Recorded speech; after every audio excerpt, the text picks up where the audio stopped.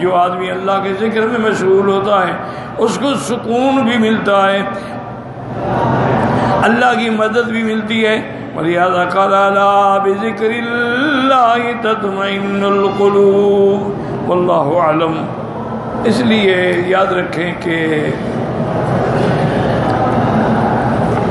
اللہ نہ کرے اگر ڈپریشن ہو، بلڈ پریشر ہو، نیند نہ آئے، پریشانی ہے، گولیاں کھانے سے علاج نہیں ہوتا، وہ تو اور آپ بیمار ہو گئے، آپ ایڈکٹ ہو جائیں، پھر جب تک وہ گولیاں نہیں کھائیں گے آپ کو نیند نہیں آئے گی۔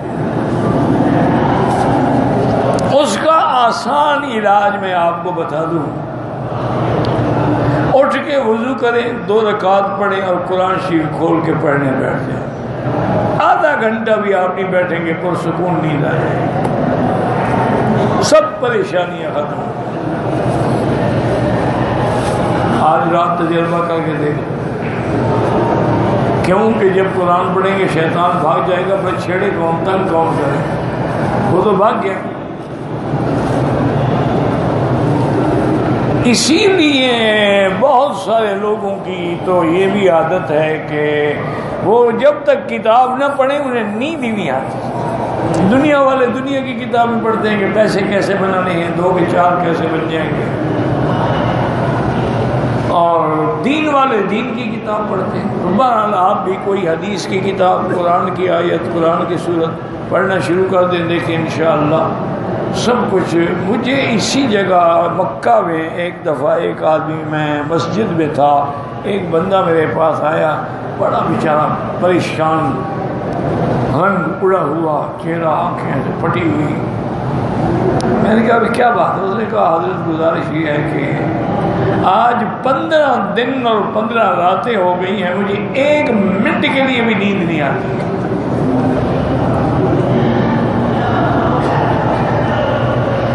میں نے ڈاکٹروں سے بات کی ہے، وہ کہتے ہیں بھئی نیند تو آپ کو آ جائے گی، لیکن پھر آپ کو انجیکشن لگائیں گے، پھر آپ عادی ہو جائیں گے۔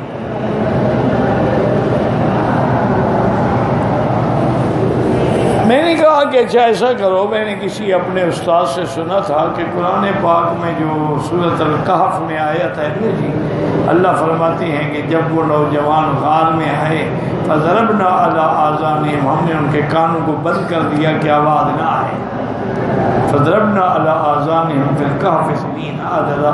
میں نے کہا یہی آیت تو رات بس پڑھتے رہو، دروشی پڑھ یہی آیت پڑھتے رہو، 1 دفعہ 2 دفعہ 100 دفعہ جتنا پڑھ سکو۔ دوسرے دن مجھے ملا، بڑا خوش، کہتا ہے جی وہ تو پڑھتے پڑھتے ہی میں سو گیا،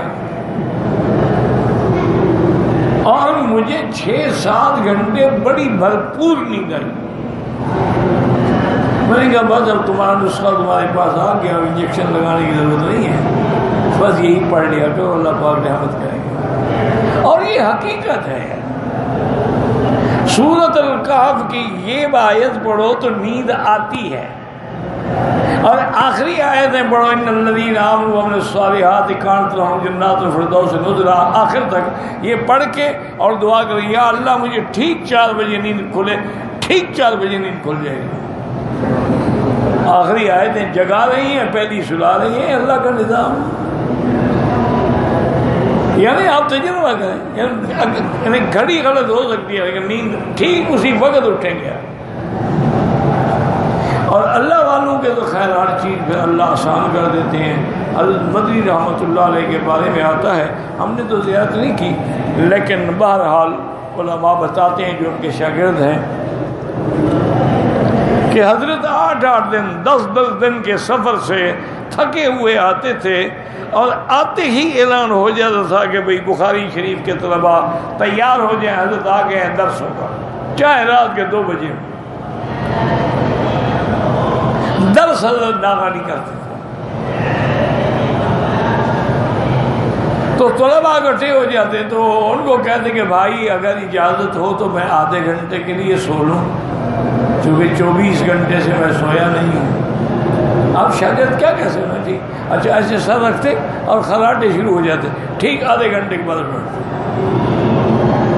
جا کے وضو کرتے، درس شروع۔ وہ اس لیے وہ ہمارے جتنے لوگوں نے ان سے پڑھا ہے نا جی، وہ کہتے ہیں منو ایسے ہوتا تھا جیسے نیند ان کے اپنے قبضے میں ہے کہ جتنا چاہیں سو جائیں، جتنا چاہیں گھڑی کی چابی ہے وہ اڑ جائیں۔